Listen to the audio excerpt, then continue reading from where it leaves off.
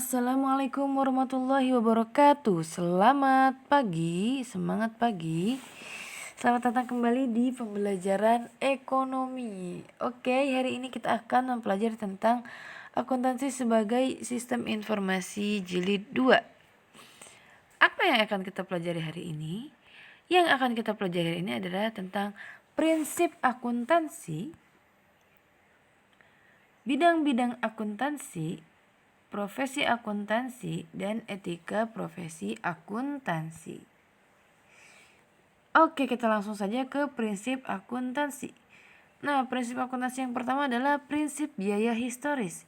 Jadi, dalam prinsip biaya historis digunakan harga perolehan dalam mencatat aktiva utang modal dan biaya secara faktual.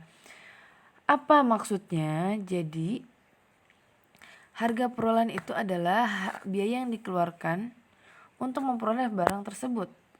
Misalnya kita membeli komputer dengan harga 7 juta, dapatnya diskon 10%, jadi dikurangi 700.000 ya, jadi 6.300.000.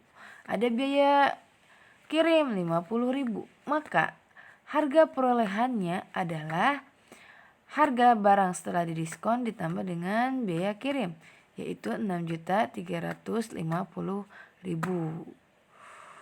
Jadi biaya-biaya selain biaya-biaya yang dicatat itu biaya belinya dengan biaya lain yang melekat pada barang tersebut sampai kita bisa memperoleh barang tersebut. Yang kedua adalah prinsip pengakuan pendapatan. Nah, kalau ini tujuannya agar pihak internal perusahaan mengerti keadaan keuangan internal. Jadi penerimaan pembayarannya diakui sebagai harta dan pendapatan. Jadi pendapatan yang diterima diakui juga sebagai harta. Apa sih maksudnya? Nanti lebih detailnya akan dijelaskan di pertemuan selanjutnya. Lalu ada prinsip mencocokkan. Apa yang dicocokkan? Jadi yang dicocokkan adalah pendapatan dengan biaya. Untuk apa? Untuk menentukan laba. Nah, nanti kan pendapatannya dikurangi dengan biaya-biaya sehingga terlihatlah laba yang dimiliki oleh perusahaan tersebut. Prinsip selanjutnya adalah prinsip konsistensi. Jadi, metode dan standarisasi dalam pencatatan keuangan itu harus konsisten. Misalnya tahun ini pakai metode apa, tahun depan juga metodenya sama gitu.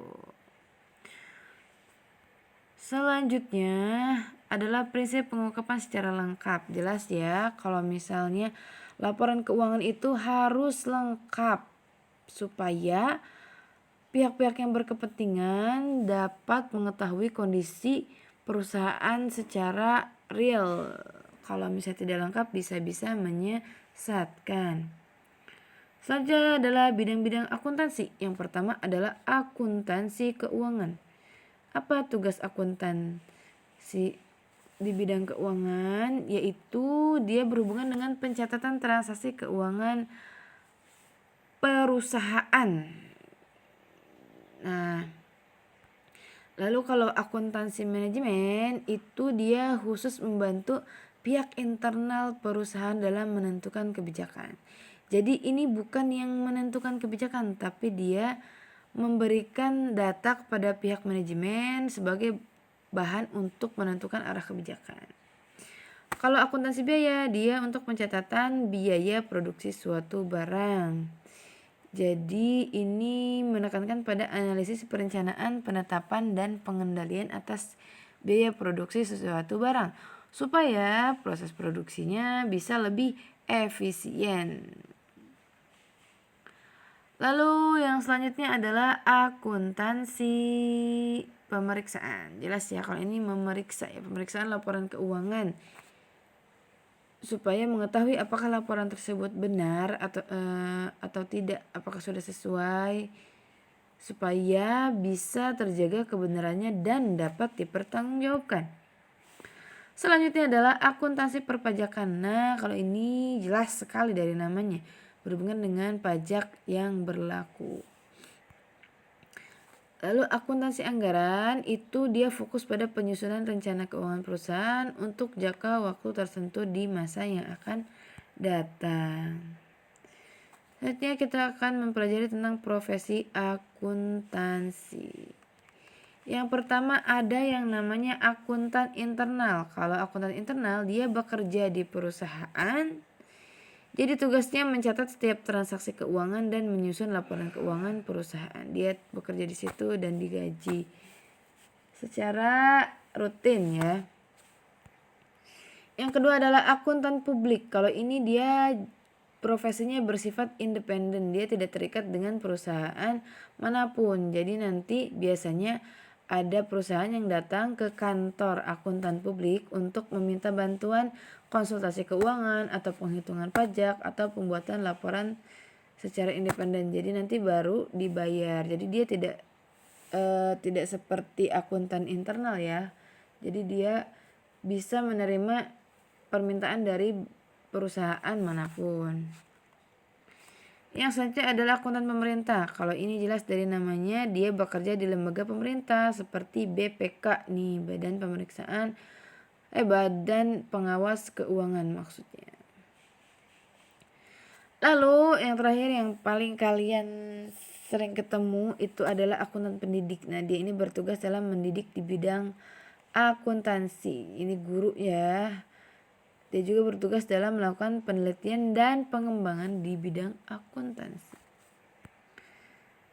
Yang selanjutnya adalah etika profesi akuntan.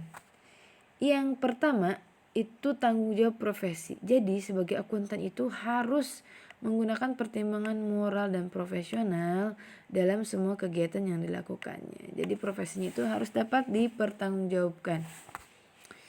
Yang kedua adalah kepentingan publik. Nah, setiap akuntan ini berkewajiban untuk bertindak dalam rangka pelayanan kepada publik ya.